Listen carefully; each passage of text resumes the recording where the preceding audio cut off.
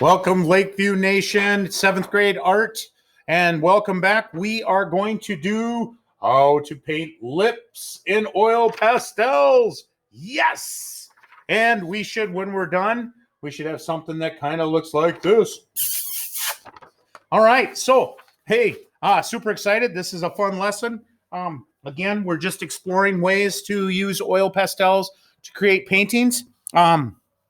We are working on lips specifically, and just to show you, I'm going to take and make, I did in the video earlier, I'm going to just take and press a little bit there, create a crease.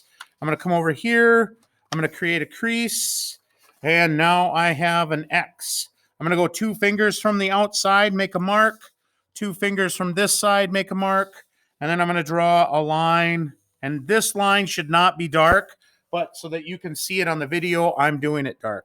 All right, now, somewhere in the middle here, I'm going to create a saucer-like shape. It's going to be a slight curve. This is going to be the bottom of our top lip. Then I'm going to create a curved line that goes down to this corner and a little bit past. Does the same over here, goes down and a little bit past. This is going to be my top lip and be the inside. So now, because Cupid's bow is a slight curve, I have to make a slight curve up here. And then I'm going to draw a curved line. It could be an indented line. It could be a straight line, depending on how thin the person's upper lip is. So people like Angelina Jolie have a thicker upper lip. So that is just however you want to draw that and see fit for that. So I've got my upper lip drawn. Now I'm going to use my pencil and I'm going to measure the bottom to the top, and that's going to be a measuring tool. I'm going to go here, make a mark, and now I'm going to draw a curved line that goes, this is going to be the bottom of my bottom lip, and I'm not going to draw, it's just going to curve and go towards, it'll be darker and then it'll fade or feather towards the bottom. Now, once I have that drawn in, I'm going to erase this. Neat little trick. Remember, you can roll out your kneadable eraser and roll it along your pencil lead, and it will slowly pull out your pencil lead. It's really kind of cool and makes really cool stripes on your kneadable eraser. Kind of fun. Now, simple things in life that make you laugh and have fun. All right, so I've got my upper lip drawn. Couple things I want to think about is my snot splitter is going to come right here on my Cupid's bow. It's going to go up towards an angle, and then somewhere here would be the bottom of my nose. It's going to go up, and then I'll get nostrils that'll be here, and nostrils over here. So I kind of draw that in. So that's going to be where just so that is. And then down below here, I get an indent right here. And the chubbier you are, the bigger the indent. But I'm going to put that indent right there. And that is going to be an area of shadow later. We are going to color that in on Thursday. But for today, Tuesday, we're just going to finish this up. Now, colors I'm going to use. I'm going to use white. I'm going to use, specifically, I'm not going to use red. Most lips aren't red. You use lipstick to make them red. I'm going to use the vermilion hue, which is in your Craypaw Expressions 25. And then I'm going to use green gray, and green gray instead of black. So this is going to be the color I'm going to shade with. Eventually, I'm probably going to use a little brown, a little peach. They'll come back some blue, and this is the color that I would really like, but you guys don't have it in yours. It's dark rose. It's a really pretty color. Oh, it's a very nice color for lips.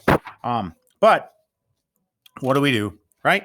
All right, so here we go. We are going to color the first part of the lip, and what I'm going to do is I'm going to take my vermilion, and I'm going to put my vermilion all along here. And before I go any further, I forgot to add, I'm going to have a highlight that's going to be on my upper lip, on my bottom lip, excuse me, not my upper lip. And then I might have an one right here and one right here. And if I remember correctly, on the other video, I drew a little circle here and a little circle here because those are those muscles that they stick out. So I'm going to use my red, and I'm going to lightly, I'm not going to press hard.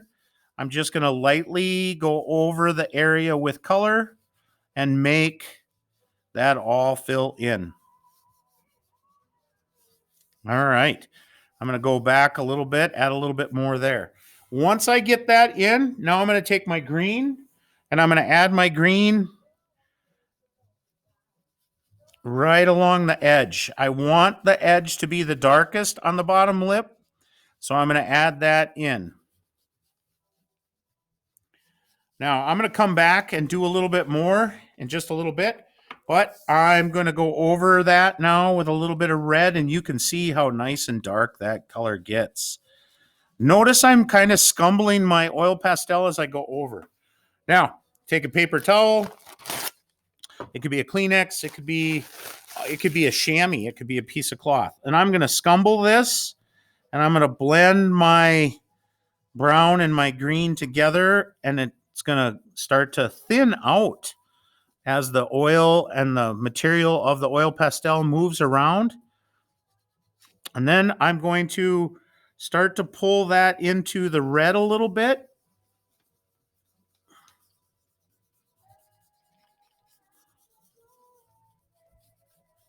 And I get a really nice layer like that. I really like that. That's looking good so far. Woo! All right, now I'm going to take my green and I'm going to go along the edge of my mouth, right where the lips meet. And I'm going to put that in, just making a nice dark line of that color there. It's going to come over here and it's going to start to do the contour line we did when we did the drawing. I'm going to get a contour line that's going to thin, and it's going to curve that way. Whoops, wrong way. It's going to curve this way. And then I'm going to just kind of bring that contour line over.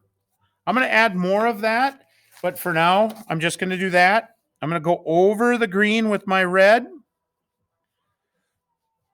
my vermilion red, not my straight red, but my vermilion red. Now I could pull that in a little bit there.